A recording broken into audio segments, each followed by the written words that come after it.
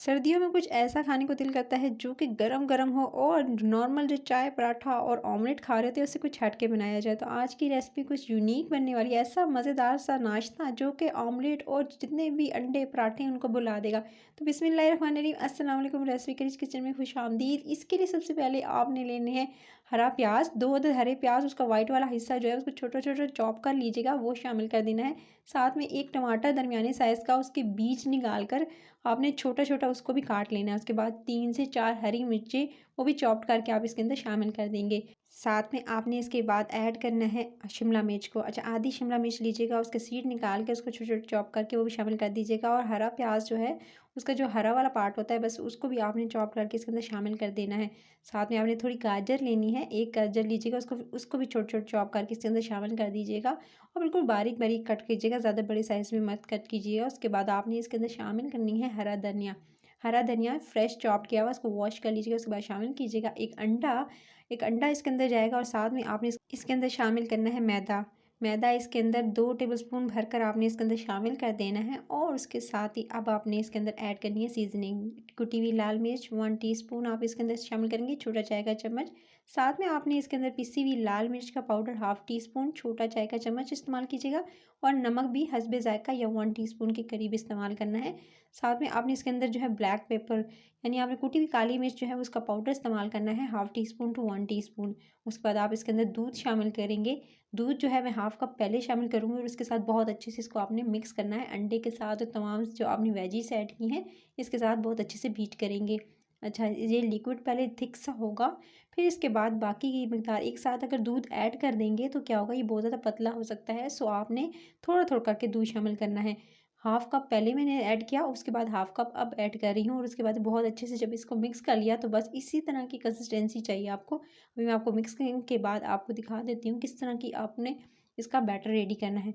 बहुत ज़्यादा पतला कर देंगे तो क्या होगा, मुश्किल होगी आपको इसको बनाने में। सो आपने इतना ही थिक रखना है, इससे ज़्यादा पतला नहीं करेंगे, फिर आपको मुश्किल होगी इसको बनाने में। इससे ज़्यादा पतला आप नहीं करेंगे, बस 1 कप दूध शामिल कीजिएगा सारे बैटर में। उसके बाद अब आपने इसके अंदर अगली चीज़ जो करनी है इसको एक तरफ रखेंगे और अब आपने ले लेने हैं 2 अदर नूडल के। इस तरह से आप नूडल ले लीजिएगा।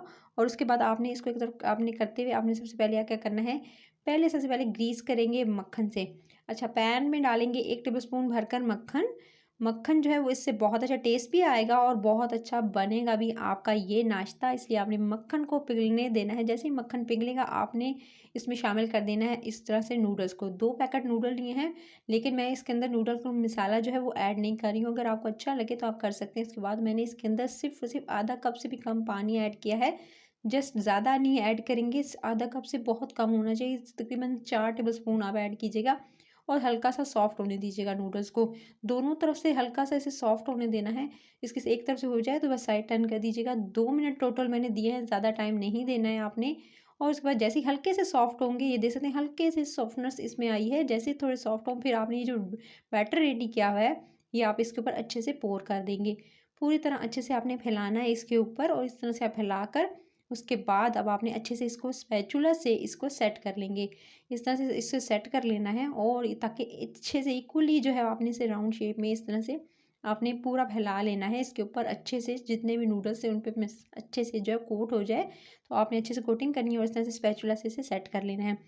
फिर आपने इसे हल्की से मीडियम यानी लो टू मीडियम फ्लेम पर आपने इसे कुक होने देना है। और ये देख सकते हैं साइडें जैसे थोड़ा छोड़ना स्टार्ट कर देगा, बस आप इसे इस तरह से देख सकते हैं। बस मैंने तकरीबन एक जो साइड थी उसको 4 मिनट्स दिए थे, यानी हल्की से मीडियम यानी लो टू मीडियम फ्लेम पर 4 मिनट दिए। फिर इसकी साइड टर्न कर ली, इसे प्लेट में निकाल लीजिएगा। उसके बाद ये ऊपर वाली साइड जो है वो उसको आप, ये तो डन हो चुकी है, आपने देख ली, लेकिन नीचे वाली के लिए आपने दोबारा पैन में 1 टेबल स्पून आपने भरकर मक्खन ऐड करना है और उसको भी अच्छे से आपने पिघलने दे देना है। इसी तरह से मक्खन को आप जो है फैलाएंगे पूरे पैन पे, अच्छे से फैला लीजिएगा। और उसके बाद जो है नीचे वाली साइड जो रह गई थी, अब आपने उसको जो है वो कुक करना है। जब तक इसकी एक साइड कुक हो रही है आपने लेना है 1 अदद बाउल के अंदर ऐड करनी है मेयोनीज़। अच्छा, मायो ऐड करेंगे, तकरीबन आपने मेयोनीज़ इसके अंदर ऐड करनी है 2 टेबलस्पून भरकर। उसके साथ ही आप इसके अंदर थोड़े से डालेंगे, पार्सले भी डाल सकते हैं, फ्रेश कोरिएंडर भी डाल सकते हैं। तो धनिया मैंने थोड़ी सी डाली है, साथ में थोड़ी सी आपने टमाटर इसके अंदर चॉप किए हुए ऐड कर सकते हैं। साथ में हरा प्याज और हरी जो है वो मिर्च वो भी ऐड कर सकते हैं। काली मिर्च का पाउडर इसके अंदर 1 चुटकी ऐड करके इसको बहुत अच्छे से मिक्स करना है। नमक नहीं जाएगा क्योंकि ऑलरेडी इसके अंदर मायोनीज़ डाली है जो कि सॉल्टेड होती है, सो इस वजह से इसके अंदर नमक आप नहीं डालेंगे। चाहें तो और स्पाइसेस जो ऐड करना चाहते हैं, चाहे तो इसके अंदर लाल मिर्च का इस्तेमाल भी कर सकते हैं, कुटी हुई लाल मिर्च। उसके बाद आपने जो है कुक होते हुए ऑलरेडी जो है वो ये मैंने से जो है रखा हुआ है हल्की आंच पे, तो आपने इसके बाद डालने हैं इस तरह से जो है वो इस पे लगाएंगे सॉस। और याद रहे कि पहली दफ़ा में मैंने जो है वो इसको 4 मिनट दिए थे। अब जो नीचे की जो है ऊपर वाला सरफेस था उसके लिए अब आपने क्या करना है, ऊपर की टॉपिंग के लिए आपने इसको तकरीबन जो है इसको 4 से 5 मिनट देंगे उस, ताकि अच्छे से वेजिस कुक हो जाए और अंडे वाली साइड जो है वो ज़्यादा अच्छे से कुक हो। तो आपने इस तरह से इस पर लगाकर सॉस, और ये दे सकते हैं, इसको मैंने निकाल लिया। जैसे ही साइडें छोड़ना शुरू होगी बस आप इसको निकाल लीजिएगा।